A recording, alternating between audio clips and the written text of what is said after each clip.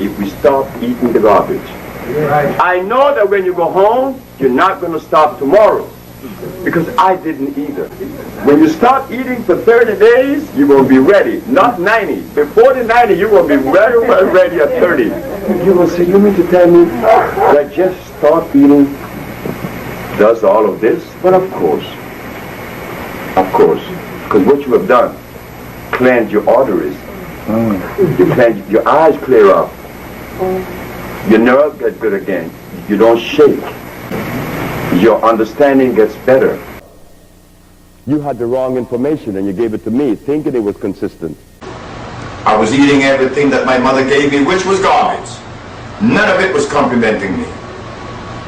But what this shows, that at the age of 30, I visited a Mexican in Cuernavaca, Morelos, which is Mexico. This man showed me that I was in direct violation of my ancestors. He took me away from all blood and starch, and he gave me these 3 bags. Each bag would last me a month. What was in the bags? A bunch of herbs, already grind up and mixed, but I never knew what the herbs were because that's his trademark. I would drink 3 cups of tea every day. And at the ending of 90 days, I didn't have any disease because my body got the opportunity to drain itself of the buildup of calcification, cholesterol, triglycerides, and the rest. And it is oxygen that the body needs, Okay. not rice or beans or a piece of meat. It needs oxygen. That is the fuel of the body. You'd be surprised what water does. You see, water, I learned the uses of water in Ecuador. The people of Vilcabamba, their diet is 78% water, 22% solid. 9.8 is a very high level pH. It's hydrogen ion concentration. A high level of pH and show that you have the amount of oxygen that the body needs, also the minerals. You find that in the thermal waters. In America, there is water here because there was Trinity. What I did was to depart from the usual diet. How was it that I could have been impotent at 30 and I'm making babies in my 80s? The message was showing gene food consistency, meaning your cellular predisposition determines what you should eat. I was in fact crazy. Rice and beans and potatoes and yams and cows and hogs and lamb. What is the diet of an African? He said the same as the Toltec and the Olmec. All that which is native. I could not drink any milk. Yeah. And I abstained from all these things, and here I am now at 82. I'm happier than I've ever been in my life. I gave Michael an intracellular chelation. I'm going to clean every cell that makes up every organ that total his biological structure. Because he was full of a whole lot of drugs, you know, the pharmaceutical drugs. Yeah. Couldn't sleep. Yeah. His nerve was shattered. So I began treating him. When I told my mama that I had cured my 13 AIDS patient, she said, they're gonna get you, because you must remember that you live in a society that support a certain philosophy and a certain system. You being the color that you are, black, and then you're going against the grain, they're gonna get you.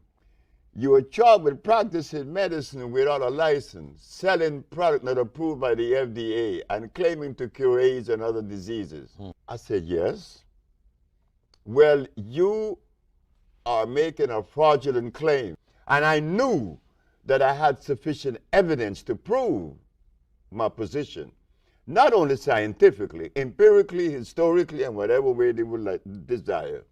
You defended yourself. Of course I did. Okay. Your Honor, is it a fact that the Holy Bible teaches that the herbs are for the healing of the nations? She said, yes. Is it a fact that science shows that the human body is carbon-based, and to complement a carbon-based body, you must have a carbon-based substance to complement it, because the body only accepts the substance through the process of chemical affinity. Chemical affinity is important. It's an electrical transfer. Chemical affinity. Okay. The body could only accept what it is made of, not something new or alien to it. Last question, Your Honor. Is it a fact that the father of medicine, Mr. Hippocrates, the man that established the principle of medical science today, cured every disease known to man?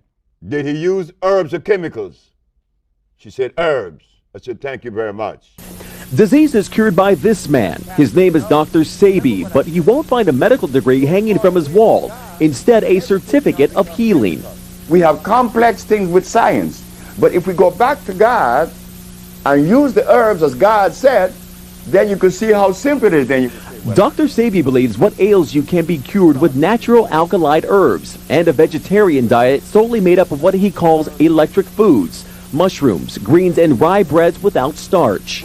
Hippocrates established the principle of medical science by using herbs to cure diseases, then why the physician using the chemicals? 40 years ago, a doctor in Mexico cured Sebi of diabetes, asthma, and obesity with the very same herbs and diet he dispenses to all of his patients, whether they're suffering from lack of energy or full-blown AIDS. That package is an intracellular chelation. I'm removing plaque from the system. I'm removing inflammation. That is the base for all disease. And according to a medical affidavit provided by Dr. Sebi, it's working. It shows a patient diagnosed with HIV in November of 1993 was cured 2 months later. What do I need to do to stay on the side of peace? I said, fast. Do what Jesus did. She said, what did Jesus do? He fasted for 40 days and 40 nights. Midway through her 40-day ordeal, and obviously gaunt Lisa spoke with MTV News. I've been polluting my body for 30 years. 40 days is not a long time to me to fast. 40 days represents overcoming death. It's the number of days that Jesus fasted for, and I kind of feel like I'm on a journey sometimes. Don't really know quite where I'm headed. At the ending of the fasting, she came to me. I heard the door opening at 2 o'clock in the morning. She said, I completed my fast this morning. I said, what did you see? I saw God. She said, I'm going to make you famous. I said, how? Because I'm going to talk about you. Does everyone know you cure AIDS and cancer? There's just a lot of people in the world who are suffering. They're sick. They're not happy. They're looking for answers. They don't know where to turn. Well, I know a man who's been curing AIDS since 1987. This guy has taught me a lot, and I need to share my knowledge, with the world. Many of us call ourselves spiritual. So naturally, I didn't want to eat God who's going to be spiritual. I have handcuffs on me because over the years, I have been healing people in New York and round about, and my mother said, well, you've been telling people you cure AIDS and sickle cell and diabetes and the rest, and they look at you like you're stupid, so you're going to have to do the ultimate. And what's that? Put it in the newspapers, and then they're going to take you to jail. To look at things from a simplicity position, from the simple way, from the common sense perspective. I didn't even care about Egypt. Why? Because what happened in Egypt 10,000 years ago, you can't use it now. They believe that to think you have to go to school, well, and especially speak English. Well, I know people that cannot speak English. I know one right now in Memphis. They call him Spaceman. Spaceman made a battery that lasts 28 years. It recharges itself in 21 minutes. The man doesn't know how to read nor write. I have the video of Spaceman. He came to see me. He said, you cured me of diabetes with herbs. Well, let me tell you what I did with herbs. I made a battery. I am you standing here. I'm not smarter than you. I'm not smarter than anybody else anyway. I don't want to be smart because that's a hell of a responsibility. And me, I like to play. We have a tendency to lose the child that makes us happy. We lose it, never realizing why. I don't have to be strong or weak. Why can't I just be me? We're going to select two of the most important things that one could apply to one's life. We're going to use obedience and understanding. Obedience to what? To the laws of life. Understanding comes after the obedience. In understanding the laws of life, we find that in the structure of life, there is a mineral known as carbon. There is oxygen and there is hydrogen. That is known as the CHO arrangement. Without these three players, there could be no life expression. This is biochemistry. In the past 300 years, we have been listening, reading to things about things such as vitamins, protein, enzymes. Yet I found that very few people knows what these things are and what role they play in the human body. Giving someone a toy and telling them that Santa Claus brought this toy, that's not the truth. When we accept protein, vitamins, and enzymes as players in this life procession, then we are prepared to accept melanin. Remember what we said, and this could be investigated, that carbon, hydrogen, and oxygen are the main players in not only supporting life, but in the manifestation of life.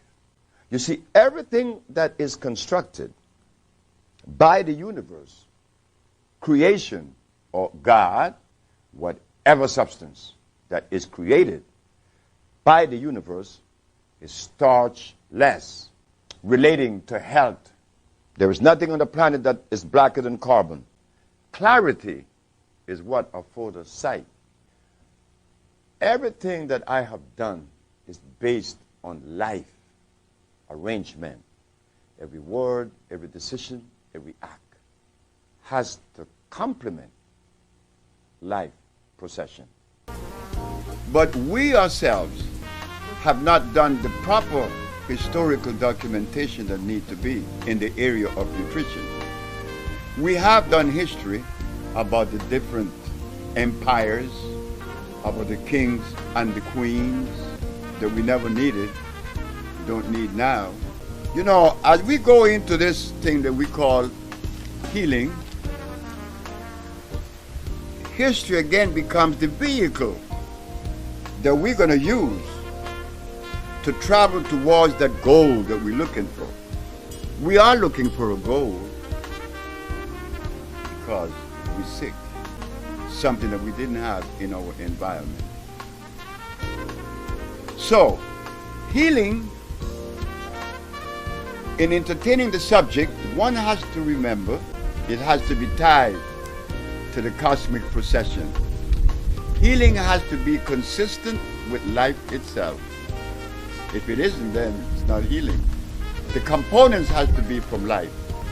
So as we go into this historical thing, this journey back into the past, to find what was it that was really happening in Africa, what was occurring.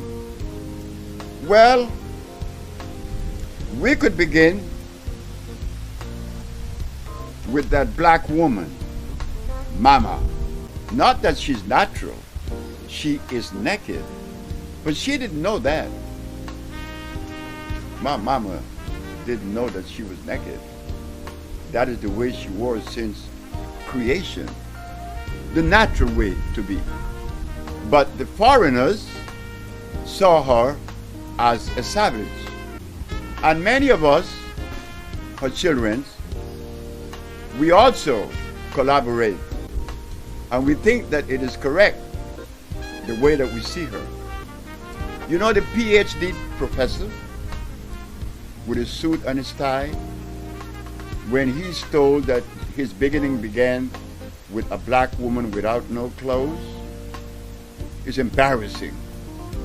It's what, like Mr. Hamey Blewett said to us, shame takes over. I am ashamed of my history because it began with a naked woman in the forests of Africa. But that naked woman was more than just an image that you saw in your eyes that was running around crazy. Was she a savage? Or was she showing that she lived in a highly ethical and moral society?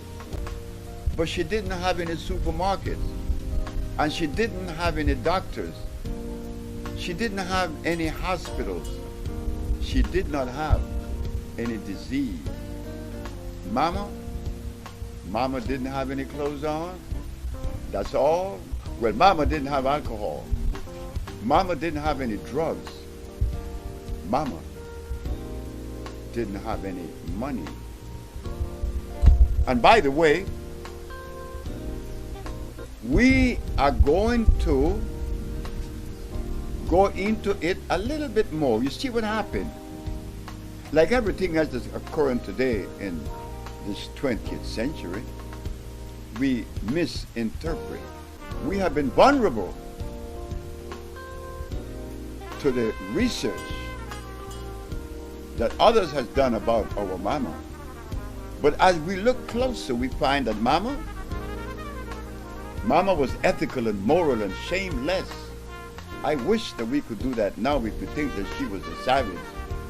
You tell your woman today to walk the streets without no clothes on and see who is the savage. So as we leave that part of mama where she shows that she was highly ethical and that she lived in a very beautiful environment with her brothers and her sisters, now we go into her diet. That's very important because you see, her diet was consistent with her cellular predisposition. Her diet was like the eagle. The eagle doesn't eat the diet of the quetzal bird because the quetzal eats only fruits and seeds, also the lovebird from Africa. But when you go to the eagle, which is a bird, he eats meat. Then we leave that bird, we go to the gorilla and the polar bear, like I like to use. Polar bear has to kill his food. He eats blood. Not so for the gorilla. He has nothing to do with blood. His is leave. He doesn't have to kill his food. His food is all around him. So this question I'm reading to is this. The gorilla has his food designed by nature. The eagle has his food designed by nature or God.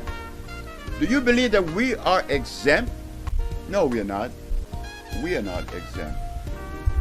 We have to follow that same law, that rule, that cosmic arrangement, the one that dictates, not the one that is philosophy, the one that dictates from the core of life since creation.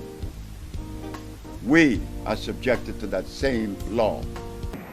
I want to thank you for being so patient and being so understanding and having the courage to come and hear me, because I'm the one man that most people shouldn't listen to. Why? I didn't go to school. I don't read books. I have never read a book in my life, and I never will read any. I disliked school. Yes, I did. But my grandmother that raised me was a very understanding woman. You see, many people doesn't know as to how is it that this one man, Dr. Sebi, your brother, is curing AIDS. Well, if I had read books and I had gone to school, I would not have been able to cure AIDS. Because those that been to school, which are the physicians, do they cure AIDS? Do they cure diabetes? Did they go to school? Yes. So why is it that we always seem to put school in front? Why is it that we always seem to think that we need to read books to enhance our journey? Well, I didn't. Because I knew that in the context of the book, within those pages, there was an English language that's not yours nor mine. So therefore, we are going to travel on a journey that's going to be black, going to be African. Why? Because we are Africans. I'm not a Chinaman. I'm not a Russian. I'm not a Caucasian. So now, if I tell a gorilla to speak polar bear language and get on in life, he would have difficulties. So all these years, we have been looking for answers. I have no philosophy.